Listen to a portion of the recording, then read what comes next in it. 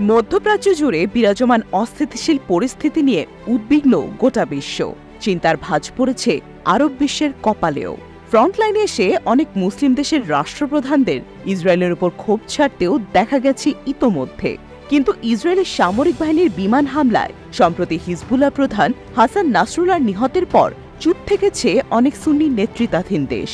এই বিষয়টি ইসরায়েলের প্রতি ক্ষুব্ধ জনসাধারণ এবং ইসরায়েলের সাথে সম্পর্ক স্বাভাবিক করা বা হিজবুল্লাহর পৃষ্ঠপোষক ইরানের বিরোধিতা করা কর্তৃপক্ষের মধ্যে বিভাজনকে স্পষ্ট করেছে। বার্তা সংস্থা রয়টার্সের প্রকাশিত এক প্রতিবেদনে আরব বিশ্বের বিভাজনের তথ্য উঠে এসেছে। ৩২ বছর ধরে শক্তিশালী শিয়া সশস্ত্র গোষ্ঠী হিজবুল্লাহর নেতৃত্ব দিয়েছেন নাসরুল্লাহ।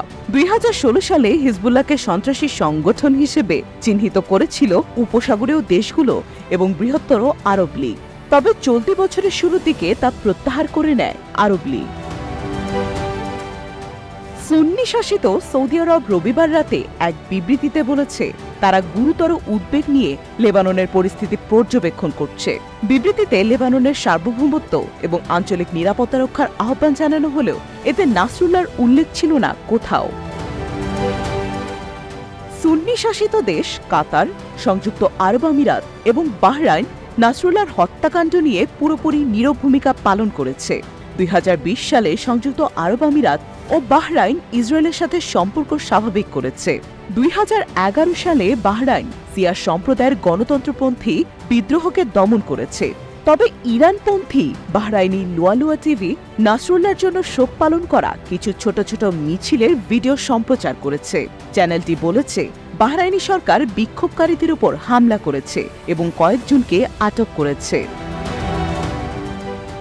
বাহরাইনি বিরোধী ওয়েবসাইট বাহরাইন মিরর জানিয়েছে নাসরুল্লাহর প্রতি শোক প্রকাশের জন্য এক শিয়া আলেমকে আটক করা হয়েছে।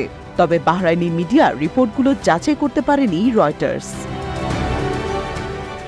মিশরের পক্ষ থেকে এক বিবৃতিতে বলা হয়েছে president Abdel Fattah al CC লেবাননের প্রধানমন্ত্রী নাজিব মিকাতির সাথে টেলিফোনে কথা বলেছেন। লেবাননের সার্বভৌমত্বের যে কোনো লঙ্ঘনকে প্রত্যাখ্যান করেছে মিশর। তবে বিবৃতিতে নাসরুল্লাহর উল্লেখ ছিল না। মিশর অতীতে ইরান এবং তার মিত্রদের সমালোচনা করেছে। অবশ্য ইরানের সাথে অনানুষ্ঠানিক যোগাযোগ বজায় রেখেছে মিশর।